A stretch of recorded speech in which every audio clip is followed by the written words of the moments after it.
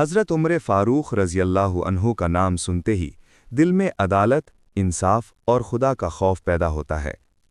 इस्लाम की तारीख़ में अगर किसी हुक्मरान ने अपनी ज़िंदगी से अदालत का मतलब समझाया है तो वो हज़रत उमर रज़ी अल्लाहु अन्हु हैं। ये वाक़या उस वक्त का है जब इस्लाम की सल्तनत दूर दूर तक फैल चुकी थी और मिस्र जैसे इलाके भी इस्लाम के ज़ेर निज़ाम आ चुके थे। मिस्र का गवर्नर था हज़रत अम्र बिन आस रज़ी अल्लाहु अन्हु, जो खुद रसूल अल्लाह सल्लल्लाहु अलैहि वसल्लम के करीबी सहाबी थे। लेकिन एक दिन मिस्र से एक ऐसा आदमी मदीना पहुंचता है जो ना कोई सरदार था, ना कोई अमीर, बल्कि एक आम गरीब और कमज़ोर शहरी था। उस आदमी के चेहरे पर थकान थी, आंखों में आंसू और दिल में एक ही उम्मीद कि शायद इस्लाम की अदालत उसे इंसाफ दिलवा दे। वो सीधा हज़रत उमर रज़ी अल्लाहु अन्हु के दरबार में हाजिर होता है और अर्ज़ करता है, या अमीरुल मोमिनीन, मुझ पर जुल्म हुआ है। हज़रत उमर रज़ी अल्लाहु अन्हु ने पूरी तवज्जो से उसकी बात सुनी। इस्लाम की अदालत में पहले फैसला नहीं, पहले सुनना होता है। उस आदमी ने बताया कि मिस्र के गवर्नर के बेटे में घोड़े की रेस में हार जाने पर उसे सबके सामने मारा, सिर्फ इसलिए कि वो गवर्नर का बेटा था और ये आदमी एक आम शहरी। ये बात सुनकर हज़रत उमर रज़ी अल्लाहु अन्हु का चेहरा बदल गया।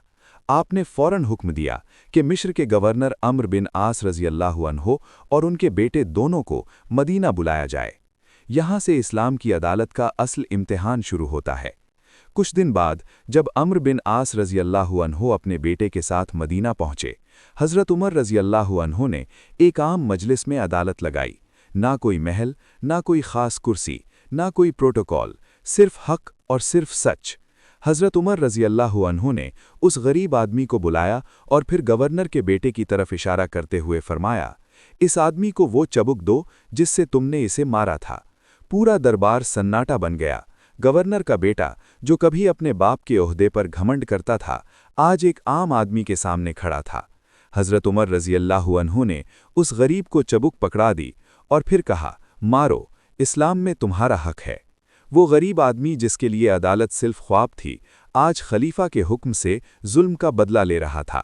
हर वार के साथ इस्लाम का इंसाफ जिंदा होता जा रहा था। जब क़िसास मुकम्मल हो गया, हज़रत उमर रज़ी अल्लाहु अन्हु ने फरमाया, अब इसके सर पर भी मारो, क्योंकि ये जुल्म बाप के ओहदे की वजह से हुआ।